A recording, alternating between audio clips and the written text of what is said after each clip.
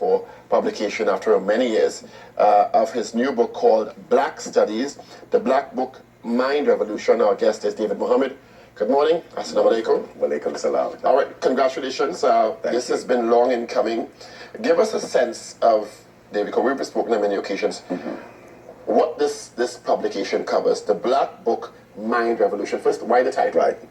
Well, first of all, Black Studies generally draws from a number of different social sciences to assemble all of the relevant content that is specifically applicable to persons of African descent.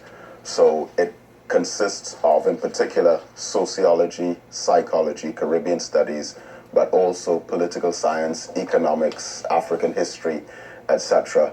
And it embellishes, one, the Caribbean experience, as well as, for example, the models and examples that would be used in economics rather than the traditional Eurocentric models, would pay specific attention to the achievements and accomplishments of African people and the success formulas, those great black businesses that would have been established in the past. And the sociology pays attention to the black community and explores means through which solutions can be acquired, and also a deeper understanding of the history, which in particular, probably of all of the subjects, has suffered such a dreadful consequence of misinformation. So let me throw a challenge out to you. Dr. Morgan Job recently in an interview with us at CNMG indicated that it is counterproductive to continue focusing on the scientifically, empirically minute differences between ethnicities, because the human genome is 99.9% the same, and the differences we see manifest as what is classified as race is negligible. We should be focusing on culture, we should be focusing on some aspects of history and how those have changed different supposed ethnic groups in the past. How would you respond to that? Well, first of all, ethnicity is not a biological term. Race is, and race from a biological point of view, considering genetics, is determined by what they call a phenotype and a genotype. So that is a scientific argument. As far as ethnicity is concerned, it is a social term that takes into consideration the culture of a people that is shared collectively, and that normally runs along the lines of race.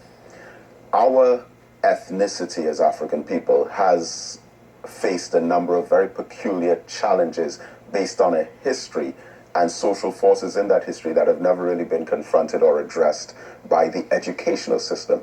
The educational system has had an alternative objective of preparing citizens to fit within a post-colonial society that very closely resembles slavery. So the education has never really empowered or liberated. It has prepared for employment.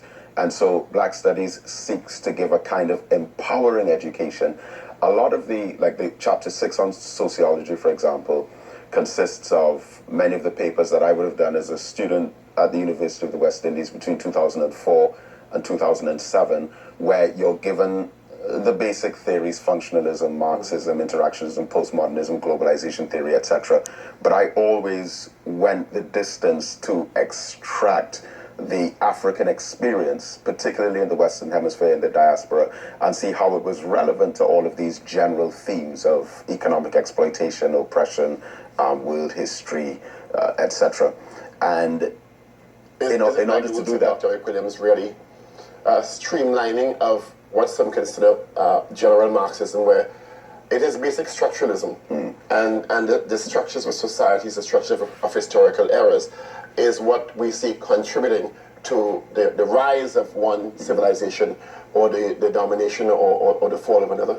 In this case, black civilization. Well, yes, part of the content of this would address that. Dr. Eric Williams, of course, largely as a historian and in Capitalism and Slavery, he had basically a thesis statement, which was that the economic power generated by enslavement of African people is what fueled the Industrial Revolution.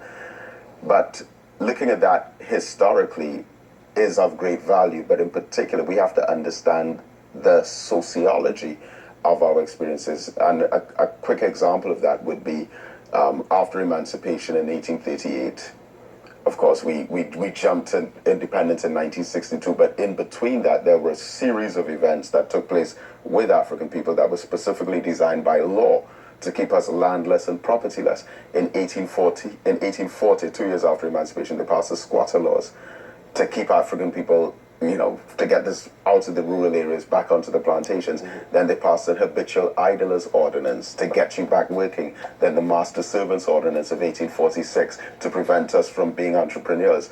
And then through colonialism, you had all of these factors that were incorporated into the social history. And even in 1925 with partial adult suffrage, and 1946 with full adult suffrage, which came after a commission of inquiry on how to stop social rebellions. The Moyne Commission in the early 1940s determined that the best way to prevent occurrences such as the Canberra riots of the 1880s, the Hussein riots of 1884, the water riots of 1903, the waterfront riots of 1919, and in particular the oil field uprisings of 1937, it was felt by the colonial authorities that if you give the masses the right to vote, then they will much sooner implode and redirect their negative tensions within a system that they themselves are now governing, while the elites took a backward step into the backstage to control those who entered into the political arena.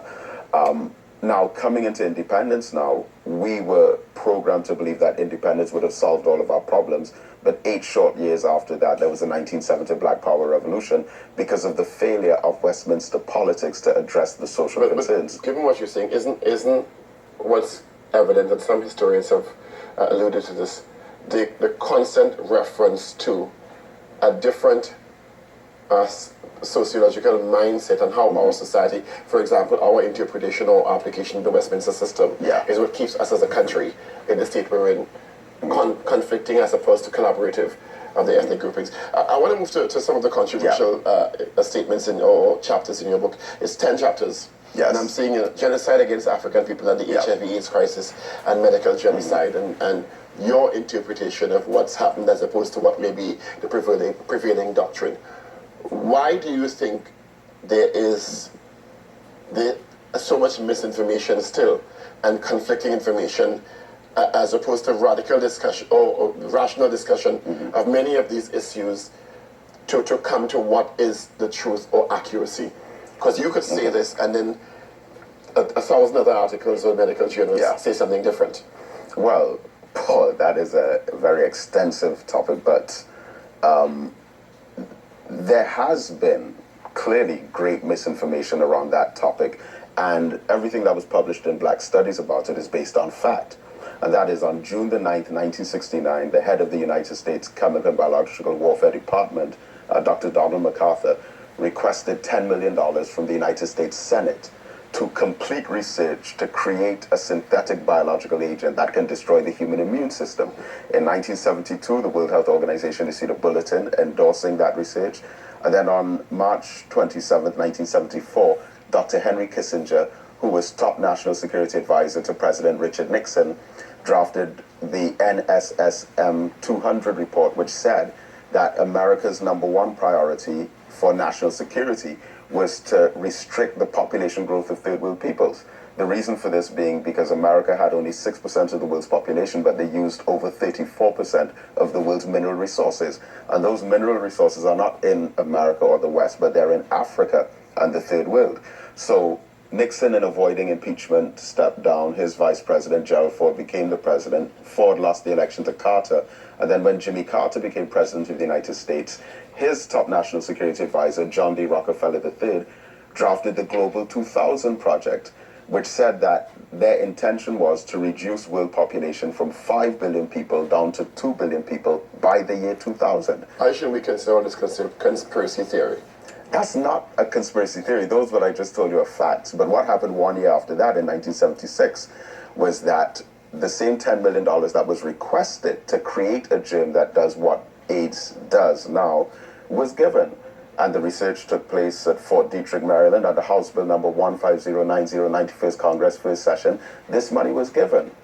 And of course, we went in the lab, so we don't know what happened. But what we do know is that 2 years later, the Center for Disease Control started giving hepatitis B vaccinations to homosexual men in the United States across 6 cities. And those were the first human beings in the United States of America to contract the AIDS virus. That is a fact, not a conspiracy theory.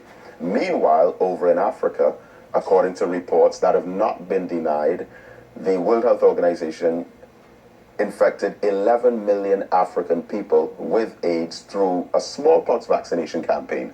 Now, there were a number of reports for this in India, the New Delhi Patriot, July 4th, 1984. It was in the Russian Latin Gazette, October 30th, 1985. But front page of the London Times, May 11th, 1987. Front page, London Times. The story comes out, and this time the World Health Organization, they don't deny it, they admit it. But their explanation was that because of, according to them, because Africans in the continent had consumed the meat of the green monkey animal, that it aroused the dormant HIV infection that was already on the African continent. Wait, other time, we can talk so much more, but when is the book going to be officially launched? Right, the book is being launched tomorrow, Saturday, August 15th, at the Central Bank Auditorium from 4 o'clock. The doors open at 3 o'clock.